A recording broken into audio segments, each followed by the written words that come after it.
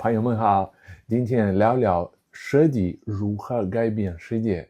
我请到一位特别的设计师，他从厕所设计开始，在这个被忽视的角落，用创意改善千万人的生活。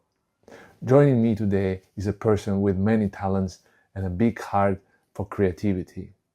He loves using beautiful and creative designs to make the world a better place. Born in England and lived in Amsterdam for over 2 decades, a city that is as vibrant and inspiring as his works. Hello, Paul. Welcome to the talk. Please share more about you and your amazing project. Yeah, so I'm Paul Falla, and thank you for having me on the show. I've been interested in interior design for more than 20 years, but for a long time it's remained a sort of, let's say, a quiet passion. So about a year ago, I decided to stop thinking about it and actually do it.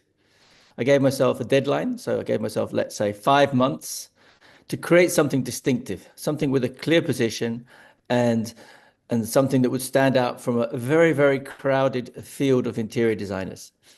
So the idea came from something I kept noticing. So when I'm in London, when I'm in Shanghai, when I'm in New York, whatever city, whatever village, whatever town, always the same thing.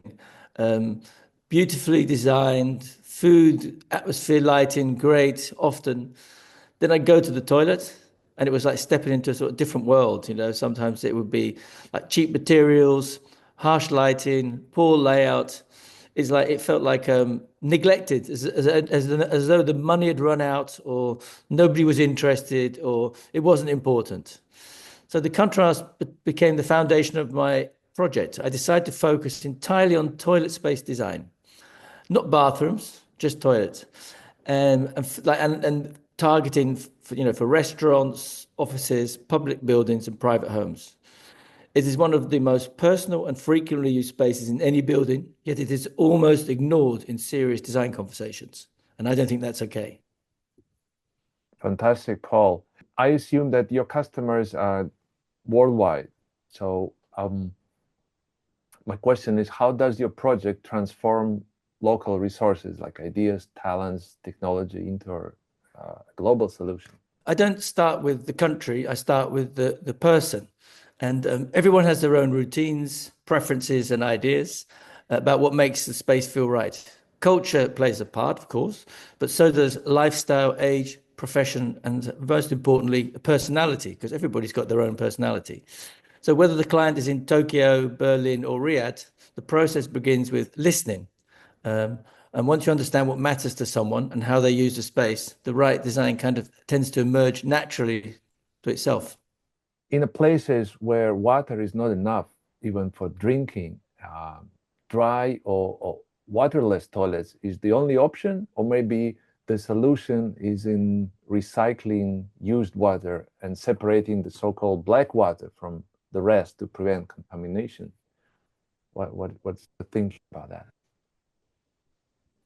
Well, I think it's actually about 3 things. So it's sustainability. The toilets affect how much water we use, how we manage waste, and how we maintain shared spaces. So you really need to have smarter choices to reduce environmental harm and improve long-term public health. For example, right now, over 80% of the world wastewater globally is discharged without proper treatment. I mean, this is something that design can help change. So to achieve this, I had to get away from like quick answers, because inclusive and sustainable spaces need better questions, more voices, and a willingness to rethink what is considered normal. So yes, it could be a dry toilet, could be one answer, but it's also about all the waste itself. Even with dry toilets, you have waste, and that has to be managed more effectively. And ideally by not just governments operating separately, but governments and authorities working together with other countries and other people. That would be my ideal. And also important in this is accessibility. A toilet has to work for everyone. We forget about people with limited mobility, children, older adults, carers. These also have to be considered when you're doing toilet design. So waste is not a waste, it's a resource. if it's handled properly. I also agree with that. I have a question for you. Imagine you are in a project that is featured as a United Nations exhibition. Let's say design for all, people with disabilities, elders, children. What would be the three elements that you want to highlight as essential for any region of the world? And what probably you would have to sacrifice to achieve universality? First one is accessibility. We have to think about all different people, the old, the young, the infirm. This is incredibly important. It's not an option. And again, the dignity, this is recognized by the United Nations. So this is like the toilet should be a fundamental human right. Because basically, because people don't have toilets, people get sick, water gets contaminated, and actually thousands of people die every week because they haven't got proper sanitation. And thirdly, yeah, what you just said as well, it's a sustainability. We have to learn how to manage waste or reuse waste, but we have to think about it differently because now just sending waste to another part of the world is not the answer. Let's put it that way. It's True, still true. there. True, true. The bathroom is the most personal space, yet the business in this market is highly public. My question to you, how does your team find inspiration for designs that need to simultaneously impress clients like from Germany, Saudi Arabia, and Japan? So every design basically begins with a specific person in a specific place. I look at where they live, how they live, and what they value. But the issue I'm tackling is global. You know, badly designed toilets are everywhere. I've seen them in homes, offices, airports, and luxury hotels in every country I visited. The hardest part has been encouraging people to see it as a design opportunity rather than just a practical concern. Yeah, so it's a thing that, yeah. And when you Nice. talk about local, Yeah. you basically then have to look at local products, local customs, local things in their place that you can actually use. So it's also going to be a part local because it's always best to use things that are close to home, that fit with that culture and that country. I would like to ask you a provocative question. Okay, yes. Why John Harington and not Alexander Cumming? That's actually the easiest question to answer. So it's Please. the project is called Sir John Harington. It's named after the man who invented the flush toilet in 1596. So really a really long time ago.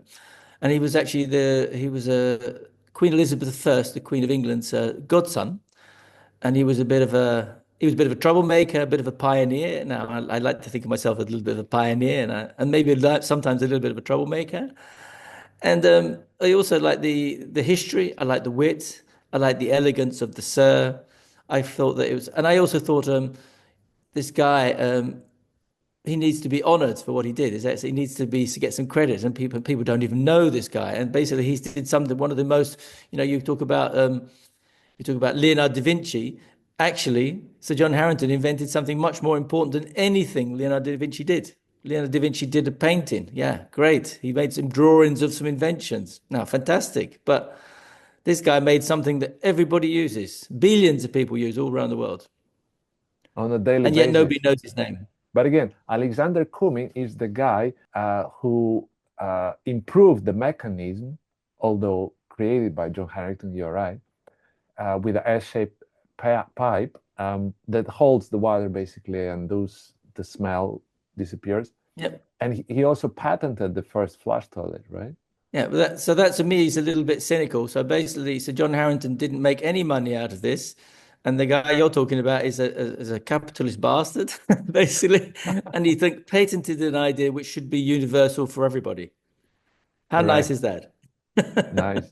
True, true. So that, No, I to my totally. opinion, is not to be honored. I think I'd rather honor someone who's got an original mind, who has a quirky sense of humor, and actually is the inventor rather than someone who just improved something that already existed and then patented it for his own profit. So I have an invention challenge for you, Paul. So if you had Yes. the chance to reinvent the toilet of the future for Mars, where resources are limited and the crew is international, What feature would you add first, and why is this crucial for interplanetary collaboration? Well, one of the first things is adaptability, because again, if you're living on Mars, it's going to be shared with very, very many different sorts of people, big, small. Also, again, with different bodies, abilities, and expectations. And it has to use very little water. It's also another thing obvious. And I don't know if you know, but NASA built the toilet for the space station. It's the most expensive toilet in history, over $20 million. Oh my So God. basically, this is not a small problem to solve, what you're asking about. It's actually incredibly important, but incredibly difficult. If you had a toilet on Mars, it's not, it's could be serious problems if it's not properly designed. So it's going to be north of 20 million, so probably 30 or 40 million. And it's got to be, it's got to be able to support your physical well-being. It's got to be to last a long time. And it's got to work with international cooperation. So also, if different countries are going to be living on Mars, now Russians might have a different idea about toilets to Chinese, to British, to Americans. So you also have to get a sort of United Nations of agreement on what a toilet should be like.